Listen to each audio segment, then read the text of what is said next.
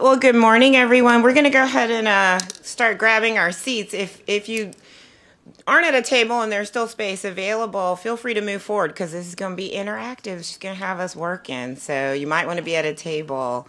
And then the other thing, I know that we've trained you all so well, but we've switched things around and we're going to eat now. So if you haven't grabbed any refreshments, please feel free. We have tons of good food. So we're going to go ahead and get started. Get started with our presentation this morning while everyone's still getting settled.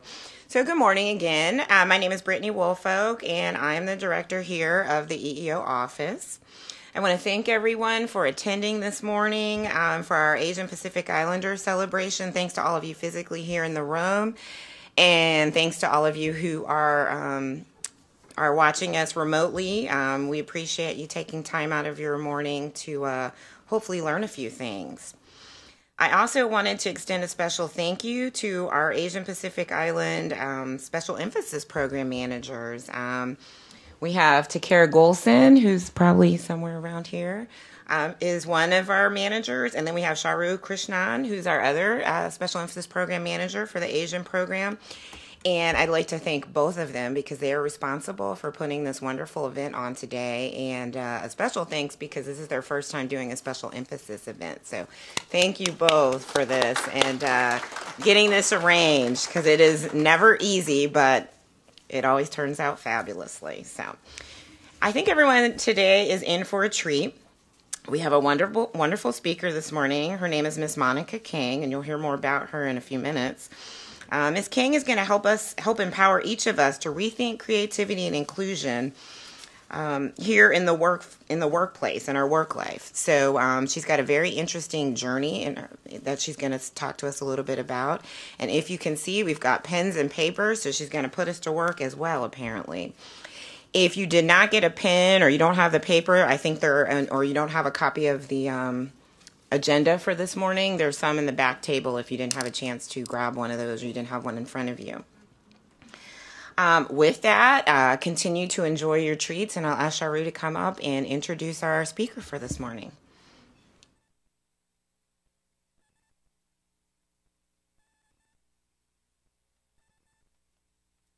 So as Brittany said, I'm Sharu Krishnan. I have the honor today of introducing our guest speaker, Monica King. Monica is a creative educator who is transforming today's workforce through the power of creativity. As the founder and CEO of Innovators Box, Monica teaches creativity in a tangible, practical, and relatable way regardless of industry or job title. She has worked with clients worldwide. Driven by her lifelong love of knowledge, she is also an adjunct professor at BAU University, where she teaches entrepreneurship and leadership. Prior to Innovators Box, Monica worked for both the Department of Energy and the Department of State, so she's a former Fed. She holds an MA from SAIS Johns Hopkins University in Strategic Studies and International Economics and a BA from Boston University. So please join me in welcoming Monica.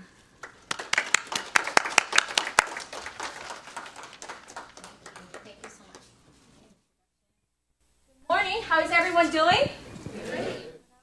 Try that again. Good morning. How is everyone doing? Good. Awesome. Awesome.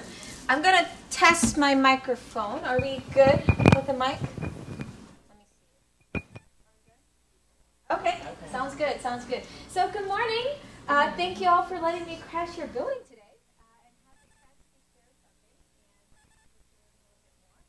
Thank you again for the invitation, and it's a huge honor. As you can see, I'm Asian American. And having gone through multiple journeys, I realized there was something that always inspired me. And so today I have a few things that I want to share. And as you got from heads up, I like interactive times. Fun when we can dive in together. So just giving you a heads up. And then also, test. For those who have questions, both who's joining us online. With all the practice, we still have to walk through a little tech check. Ooh, okay. Is it a little better? Perfect, perfect. So, good morning. Really excited to be here. Thank you all very much again for having me.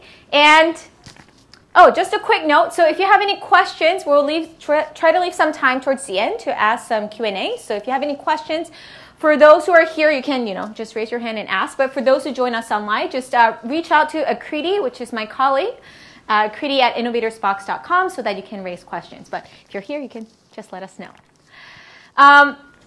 Let me start with some intention that I have for today's conversation. I know often when we show up, when we come to spaces, we often expect that this person is going to give me an answer.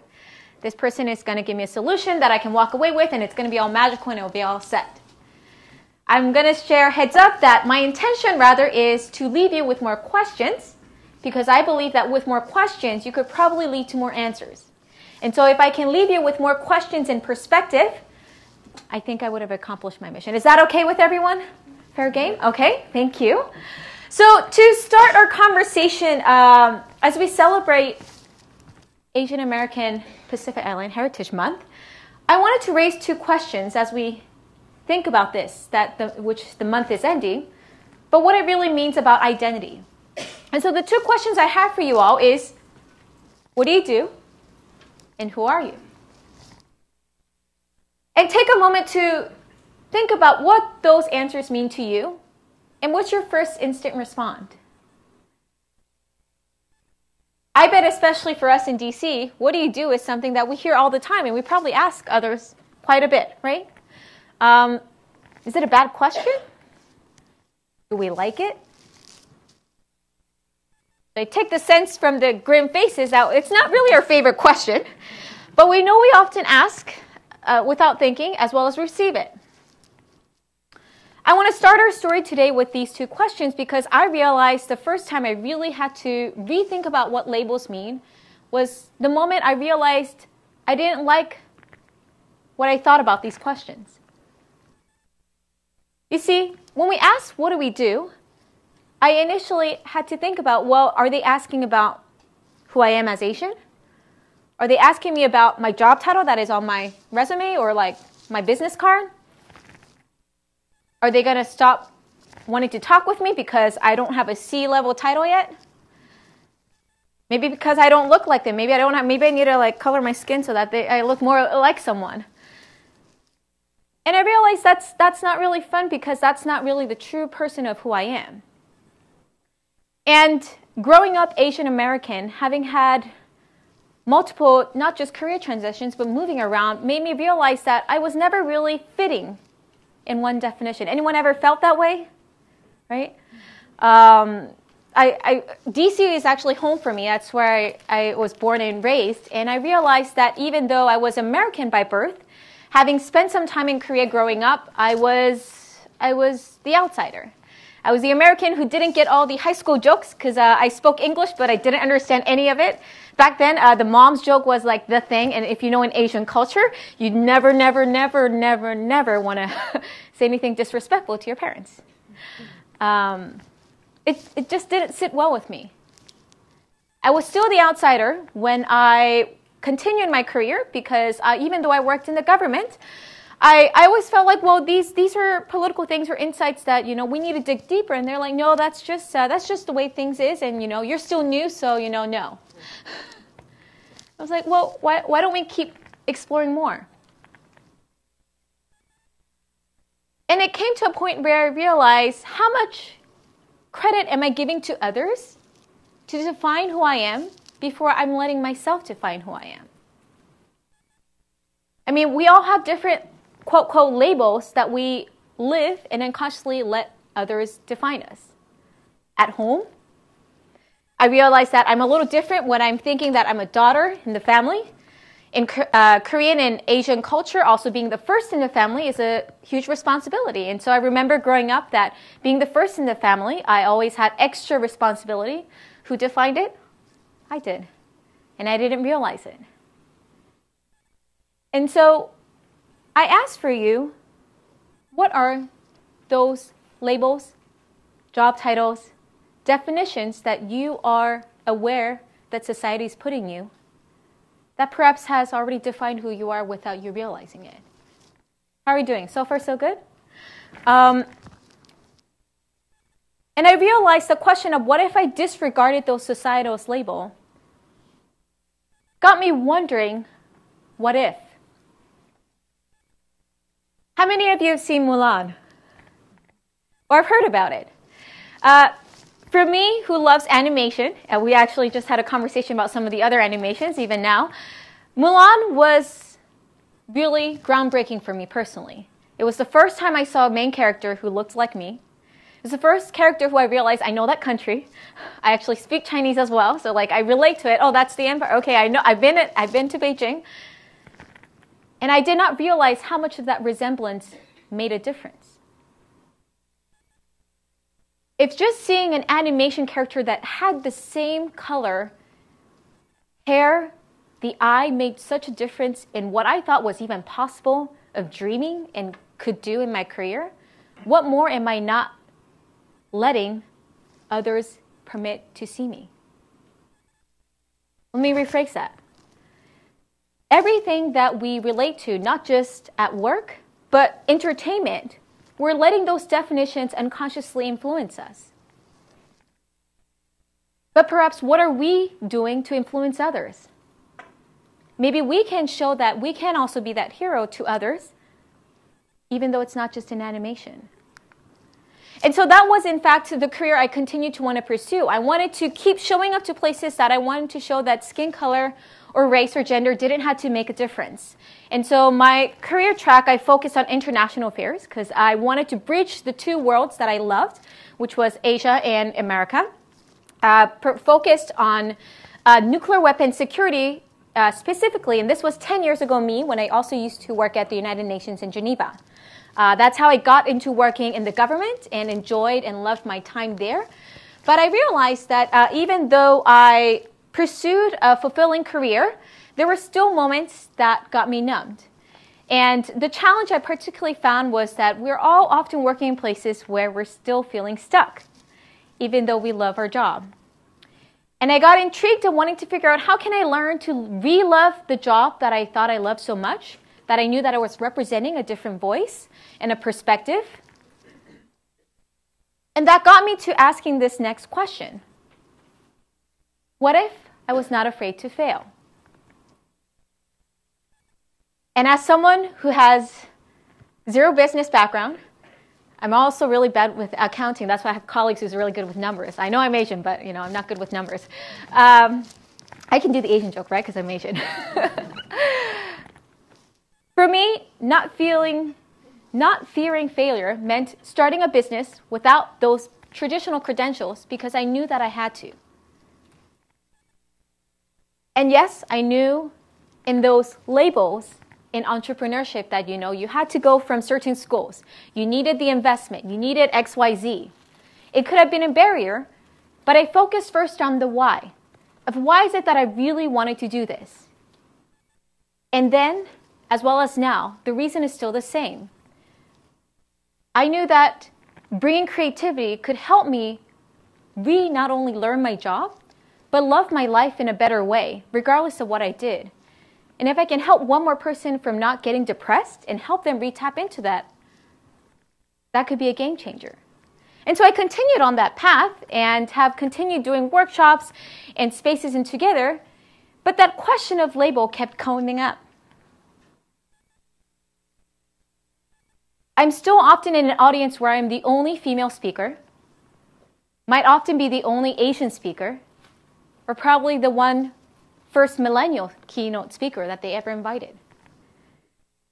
And what's so exciting is that at the end of the sessions, they say that, Monica, it's so nice to finally have a speaker who's an entrepreneur, who had an interesting career path, who just happened to be Asian, who just happened to be a female, and who just happened to be a millennial. And I realized that there was probably a pivot that I even unconsciously made because I was rethinking about how I was associating with those labels. How are we doing? So far, so good? And that was the key thing. Changes do not happen if we don't change the way we do things. And what I realized over time was that unconsciously I started doing small things differently. just like the creativity practice that I was sharing, I was doing things differently about how I was associating with those labels, with the societal labels of what they thought an entrepreneur should be, what it should be to be a speaker, what it should be to be Asian. And that was empowering because it should really not just be one definition. Why is it fair to say that just because someone dressed a certain way, that person is going to be better at their job? Just because someone has a certain skin color doesn't mean that they are more equipped to do X, Y, Z. And I realized that I had to think beyond those labels and permit that space. And through those journey, every time I thought something was impossible, now I realized it's not impossible, but it's a shift of perspective of seeing I'm possible in the way I think about it. And so today, what I want to do is, though I love sharing some of the insights, what I really enjoy doing more is actually sharing that journey together and doing a little activity. Is that okay with everyone? And for those who join online, we have some tools, but if you want to take out your notes so that you can join, I asked to share if we can have the Las Vegas rule, so everything shared here stays here, because I never know what happens. So if you can look to the person next to you and say, everything shared here stays here. And so look to the person next to you.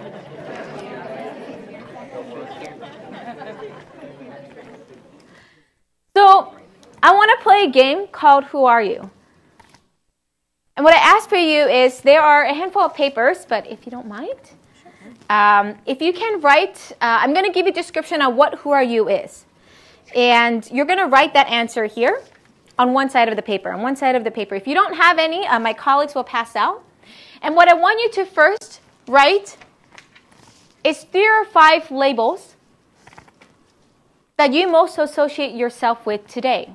Whether that is your job title, maybe your gender, ethnicity, maybe age, whatever that is, can you just write 3 or 5 of those labels on the paper?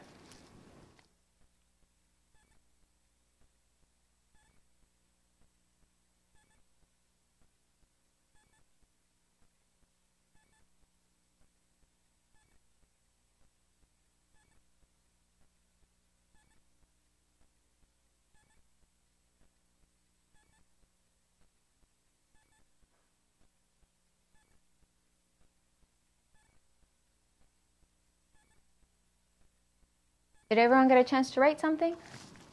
Okay. So with those, what I ask for you to do is, this is where the interactive part comes. I ask for you to stand up. You can all stand up, please. Uh-oh. Stand up. Hold your piece of paper, and I ask for you to walk around the room and say hello to everyone. You're having eye contact. And I want you to think about these labels as you say hello and say, how are you? So I'll give you about maybe a minute or 2, but if you can all walk around and say hello and greet each other who's not sitting next to you. So walk around, say hello, and I'll let you know when time's up.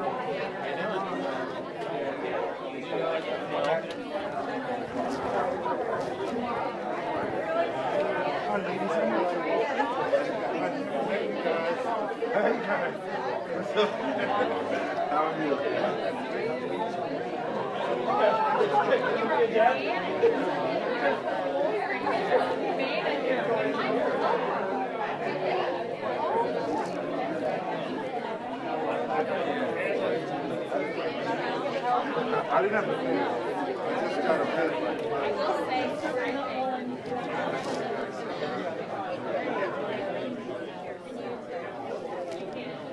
5 more seconds. I just got my pen. Awesome. So time is up. Time is up. You may stay where you are. You can stay where you are. But if I can have everyone's attention back, please. Thank you. Thank you. If I can have everyone back in the back, please. So I'm curious to hear how this round went. We're going to do a few rounds. And I'm curious to hear what happened here. Can anyone share how it felt? Maybe if I can hear from one or two folks. How did it feel to be reminded of the quote labels as we were introducing ourselves? And I think we have microphones. Yes, please, over here, if we can have the microphone for those who are joining online. Yeah, I felt like I failed in that I didn't put down husband on my list because everyone else around me had spousal listing on there. I did put parent on there, so but still. Yeah, so we're going with the Vegas rule, so thank you. Vegas rule. So we noticed that there were some labels that we forgot and became aware of it as we were talking. Thank you for sharing that. Anyone else? Hear from one or two? Yes, please. Just to pick up on Dwayne's comment, I did not put husband down, but I think I put father down as number one because I have a 9-month-old baby girl. So right now, from a home family standpoint, that's like 90% of what's happening. So that's kind of where I am. So I don't know. Just thought I would throw that out there. Awesome. Thank you. Thank you. So I'm hearing that where we currently spend a lot of time is some of the names and association that we remember most and how we show up. Thank you for that. Anyone else? A different point? Hi, I'm Michelle. So at first I was racking my brain because I thought we had to put them in order, and I couldn't decide what to put first, but then I decided they're all equal. So that was just kind of my thing. Well, I can't really pick one thing of how I'd describe myself. Got it. So remembering that, and if we can have the microphone over here, being aware that I know we like to put numbers when we organize things, but they're all part of us. So it's a little different. Thank you for sharing that. And then, yes? So I would also say one of the things I thought sort of felt like speed dating. It's like, hi. But also it's it's not always the most comfortable to just tell, oh, hi, I'm such and such. So it's a comfort level thing too, I think. Awesome. Thank you. Thank you for sharing that. A comfort level. Because how often do we want to share all part of who we are to the person we're immediately meeting? Not often. When we're still in process of even fully understanding how many parts of layers we have. So it's interesting. Thank you all for doing this first part. Can you thank your colleagues first? Thank you. Thank them. Thank you. Thank you very much. We're going to save the clapping because we have one more round that we're going to do on this. As you think about some of these insights, I'm going to do another round of how are you? And this time, the difference is if you can flip over the paper, flip a paper on the other side. And what I ask for you to write is two things. One, write your first name. And then second, describe who you truly are as a person in 2 words. So 2 things. One, your first name. And then 2 words to describe who you are. I'll give you a few seconds to write. 2 words that, maybe that comes to your mind.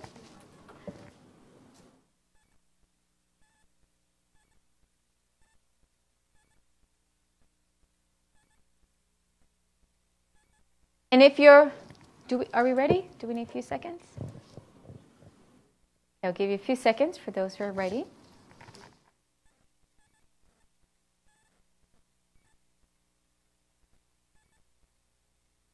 If you have trouble with 2 words, you can write 1 word. Are we good? Are you ready for this? So this time, when you stand up again, you can stand up. You can stand up again. What I'm going to ask for you to do is use now also the Spark card, which has a question on the other side. What I ask for you to do, when you say hello, I want you to think about the words that you wrote on your card, and say, how are you doing? And perhaps use the card to ask a question. And we'll debrief about how that happened as well. So please, walk around. I'll let you know when the time's up. and say hello.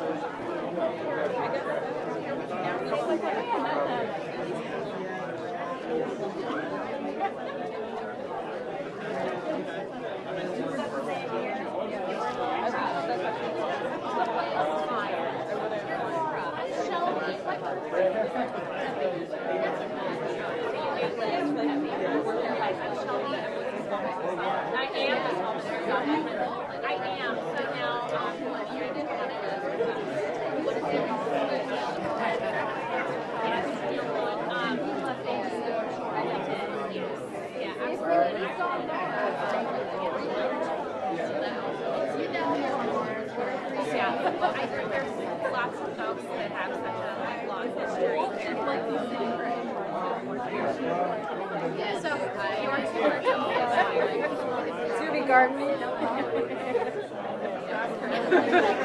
10 more seconds.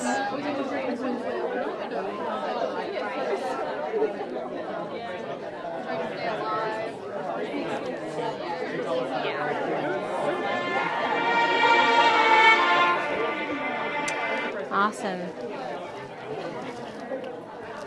So if I can have everyone back. Did everyone get a chance to have a conversation? Okay, awesome. If I can have everyone back in the back. Thank you, thank you.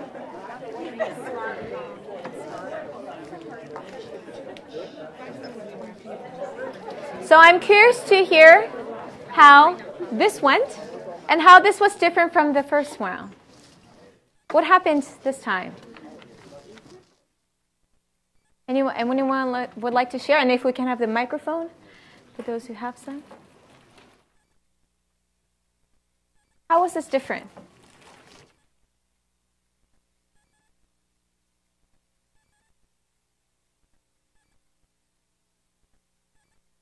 Yes, please. No, that's okay. I thought it was really interesting because I think Gib actually said it behind me. More conversation took off because you had an interesting, thought-provoking question to ask someone, which kind of sparked a lot of other topics of conversation to get started, as opposed to just the "Hi, how are you?" and the awkward 5 or 6 questions you ask everyone when you first meet them. So that was awesome. That was more comfortable. Awesome. What about also the words? How did the words that you wrote? So I had a couple of different options, but I think the one that I went with was thoughtful. So I would say that is both a blessing and a curse. Sometimes being too thoughtful and not making a decision is a problem, but I don't know. So. Thank you for sharing that. Anyone else would like to add? Yes, over here.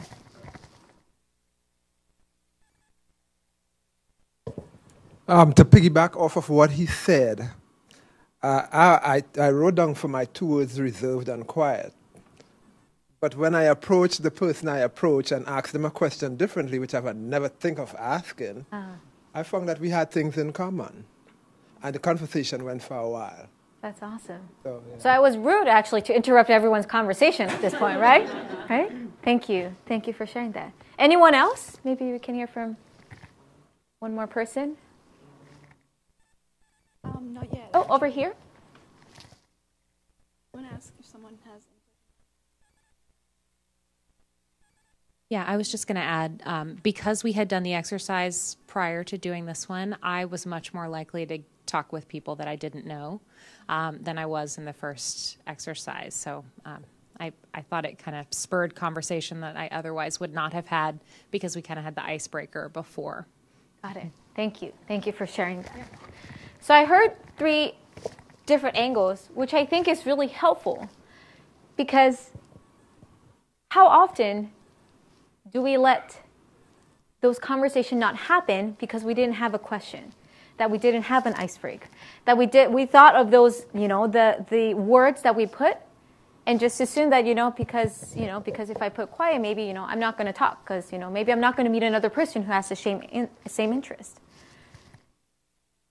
And I wanted to share this activity with you because what I realized through those different spaces, locations, different people that I continue to work with, that you all continue to work with, is that sometimes those barriers in what we think of labels are just words.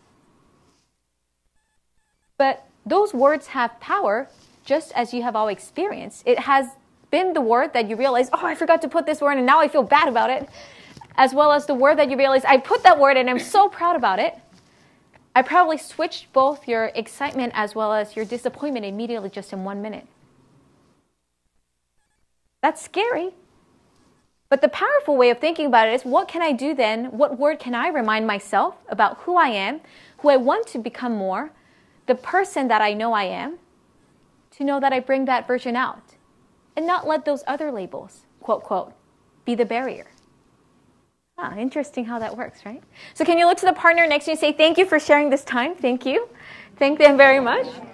It's always important to acknowledge the space. And thank you all for getting a chance to share. How are we doing? So far, so good? Is it interesting? I like to do these activities because what I realized is that even for myself, part of what I've learned is I'm a question person. You might have guessed. I asked you all questions. The second thing was that I love learning by doing. And what I found that was lacking was that so much of the wisdom and great things that I enjoyed learning was often just in text. I just hear someone speak, but I never got to really experience and walk through. And so what I try to do as much as I can whenever I have the chance to be in any front of any places, how can I share a little bit of what I found to be helpful and hopefully spur the positivity in different ways for those who resonate. And maybe for some of you, you're like, well, I'm not really sure. Maybe the question helped, maybe the question didn't. But if I made you question at least one more different question, that's good. Because if we don't ask those questions, whether we call it labels, job titles, society, whatever they put, we might just stay status quo. And that's not where change happens, nor innovation, or the amazing work that you all produce. And so I ask for you, as if you can jot down a few notes and thoughts for yourself on the words that you want to remember for your person as who you are. What is perhaps that one word that you want to make sure you remember as you when you show up? So you make sure that whatever societal labels or what perception that others say won't stop you from showing your true value. If you can write down maybe one or two with a pen and note for yourself.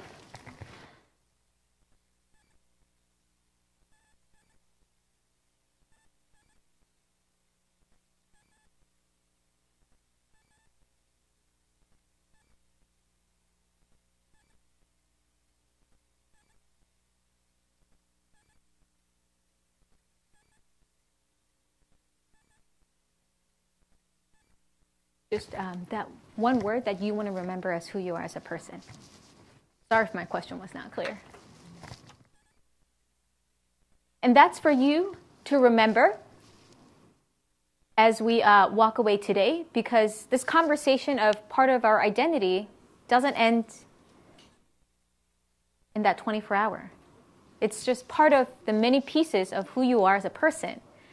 And so how can you ensure that you protect that person of who you are, that you let a chance to let that person shine in a different way? For me, the word that I always want to remember is adventurous and courage. Because taking the step to remember that true word takes courage. There's always going to be someone who says, Monica, that's not how courage is supposed to look like. This is what it's supposed to look like. It's not what adventure is supposed to look like. You're breaking too many rules. You're breaking not too many rules. There's always going to be someone who's going to disagree.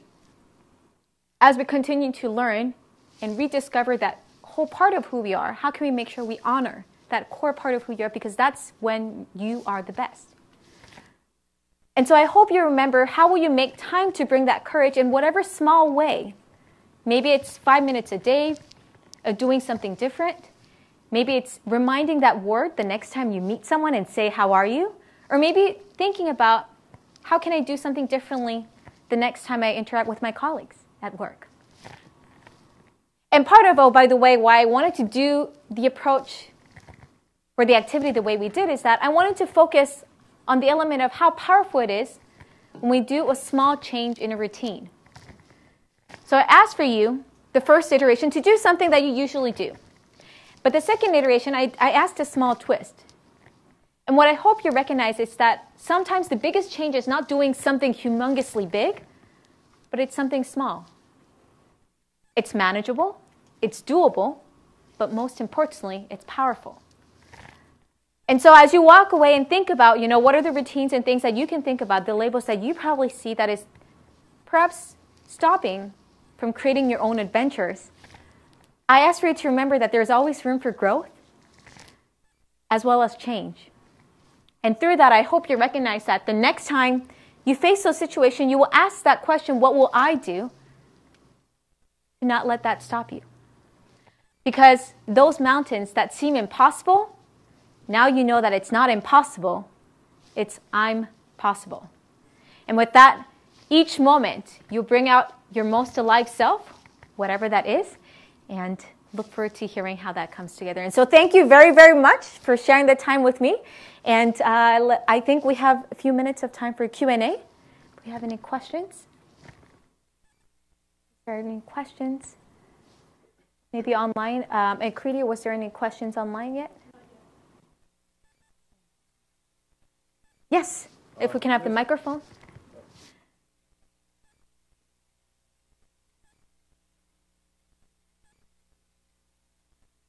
I'm just curious. I really enjoyed the talk. Thank you for taking the time and doing this with us. And I'm just curious about Innovators Box and what your overall mission is when you come to a place like this or the other work that you guys do. Absolutely. Thank you for asking that. So at Innovators Box, our mission is to help people be creative regardless of where they are and what they do. And we do that by doing 3 different ways. We do a lot of programming, such as workshops, speaking, moderation, facilitation. But we also have a product line. And so actually the Spark cards that you have is some of our products to help people rethink about how they communicate and collaborate on asking that question and how they show up. The Reimagine card is also a gift as well. That's actually a new product that's not even on our website yet on changing your daily routines. And so our mission is focusing on if we can help change how people think about how they are creative and how they show up, that will hugely impact the way they live, they collaborate, as well as how they work. And unfortunately, since currently Gallup talks about how the current workforce is about 89% is unhappy and stuck at work, if we can tap into even just 10% of it, it will be quite a game changer. And so that's what we're hoping to do. And we're excited to do. So thank you for asking that. Anyone else? Was this fun and interesting for everyone? So while we wait for question, maybe another thing that I can share is as Asian American, I would actually say that one of my hardest speech was actually doing in Asia. And for those who are Asian, you might understand this, but as for those who are not, it's also because of the additional label that we unconsciously put on other Asians, which is age, and also, I guess mostly age, and credentials. And I say this because I think often, as I continue to do my work on creativity and being remembered that as Asian American, there's not enough folks in creativity innovation who are Asian. And so me showing up often, people ask me, well, like, who are your other role models? I'm like, well, I don't have enough who looks like me. Who are other speakers that you can say that who has done something similar? I'm like, well, I don't have enough that I can say about it. And it's hard because people will say, well, maybe that's the reason why that it shouldn't work. Maybe that's the reason why there's not enough background. But I argue and say that, well, if I don't step up, if I don't take the courage to show up and keep trying and showing my value and learning how I can do better, we'll never have a new pathway of whole new generation thinking that what they can do. And I know each one of you are already probably playing that role in your own space, in your own communities. But how might we do more of it? And so it's always a pleasure when I speak, especially in those settings where students show up and say, I never thought that I see a speaker who actually looked like me, who I can actually understand. And so I ask for us to all take an extra courage when that moment when we sometimes feel like we don't want to speak up, you know, that opinion or that perspective, it's not a big deal. But what if we share that? Make a difference. So, yes.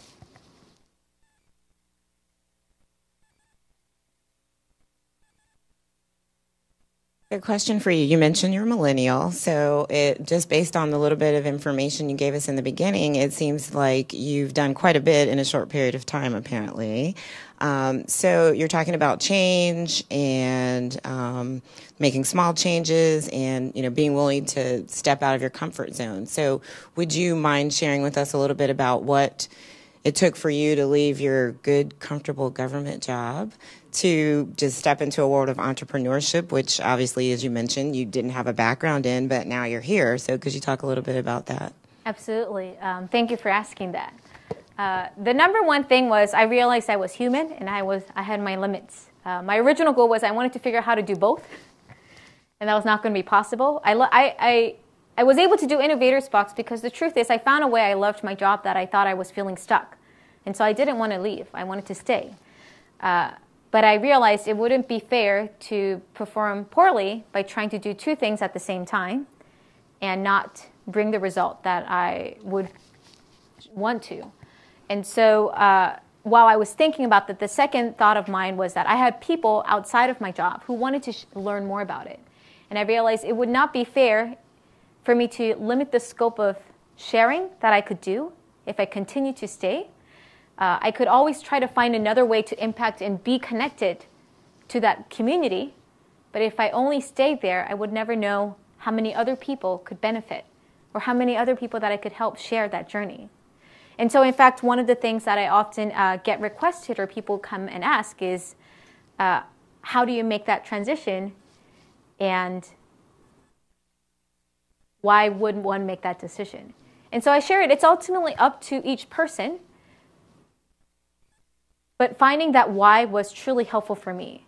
And the courage point ultimately was that I recognized that when I was spending about 8 months in both the business and my job, working at that time, my last gig was as a government contractor with state.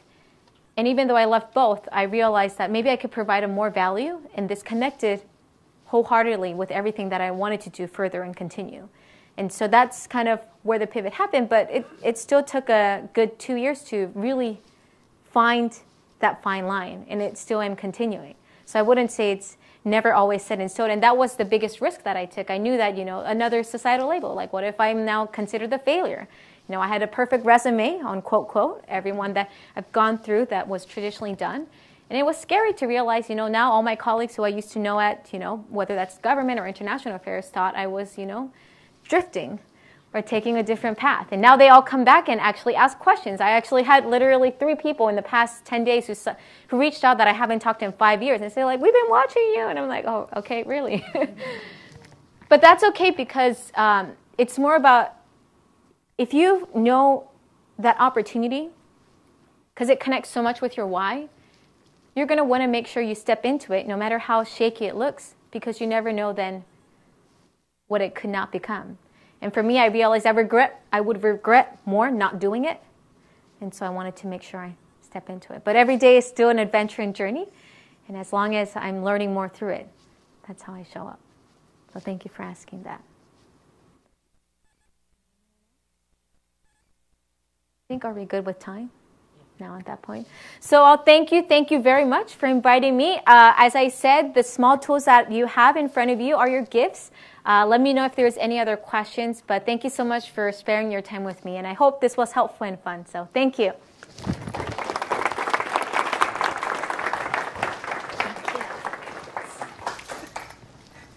We want to thank everybody for coming out. We want to thank Monica and her team as well. If anybody wants any more information, Monica, her email is also on the slide. There's also business cards in the back on the table if anybody wants to grab one of those. We also want to thank the people who helped set up everything, the AV and the room as well, to her specifications. Everything came together nicely. Again, we want to thank you guys, and we have something else at 1 o'clock, but feel free to grab more food if you want. We'll also be putting extras probably in one of the lounges, so we'll let you guys know if anybody else wants anything. So thank you for coming.